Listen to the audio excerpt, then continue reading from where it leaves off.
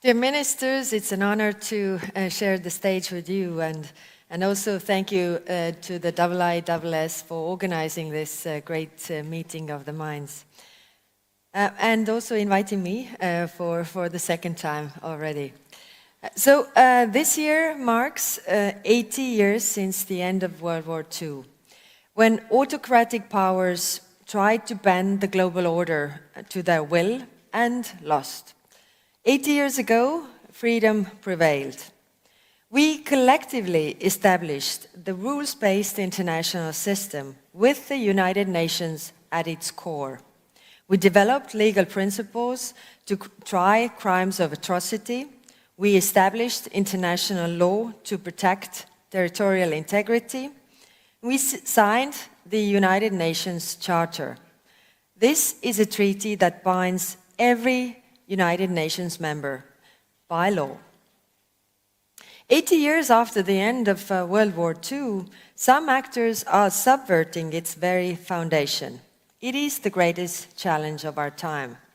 3 points. First, Russia is waging an illegal war of aggression by invading a sovereign state.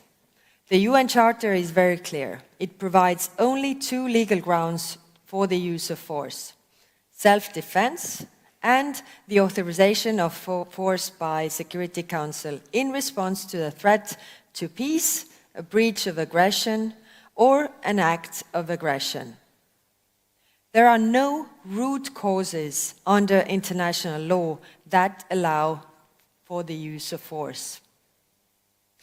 North Korea directly contributes to the illegal aggression with soldiers, arms, and ammunition.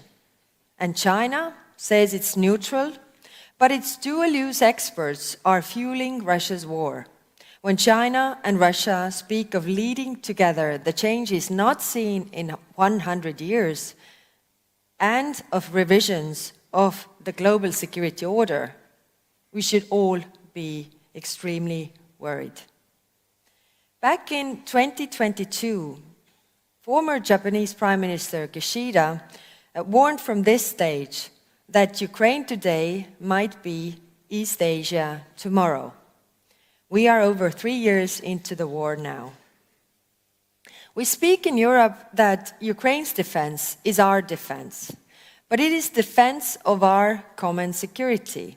We have to stop Russia in its tracks. If we don't, all we do is validate the claim that you can just take your neighbor's territory by force. If we don't defend the law, we validate aggression. Second, Europe and Asia also share many other security challenges. On maritime security, we share a commitment to the United Nations Convention on the Law of the Sea. And the EU always speaks out when countries challenge this, including in the South China Sea. We also speak out when tensions escalate in the Taiwan Strait, and we oppose any unilateral attempt to change the status quo, including by force or coercion. And with threats to our critical underwater infrastructure, our security is literally interlinked. In 2023, a Chinese-flagged ship dragged its anchor for over 180 kilometers in the Baltic Sea, damaging gas pipeline and undersea cables. Reckless at best, sabotage at worst. This behavior should be under global scrutiny, as it is in the interest of us all. European and Asian partners should work together to protect our undersea cables, and we should be ready to review existing law to ensure it is fit for this era and can address these challenges. We should also collectively address the challenge of shadow fleets. The European Union has already imposed sanctions and is prepared to take further action in this regard. The European Union's own naval missions have already escorted hundreds of merchant vessels through the Red Sea and repelled Houthi attacks, as well as helped to reduce piracy in the Indian Ocean. When it comes to nuclear weapons, the Non-Proliferation Treaty has meant a safer world for us all. The EU sanctions those in breach of it, international nuclear norms, such as the deeper key, but also works for de-escalation wherever it is possible. Cyber, was mentioned many times here before, is another domain of unrestricted competition that also knows no borders. Recently, Chinese state-backed actors were behind a malicious cyber campaign against Czechia. These attacks are unacceptable. These are the examples of the European Union standing up for the international law because it protects us and everybody else. International law is the best deterrence for all countries, large and small. The rules-based global order is also the only guarantee for our safety and self-determination. When might replaces right, no border is safe. In the era of major instability, this system is more important than ever. If anything, this is the era that it was built for. But we have to enforce the rules and reinforce them if need.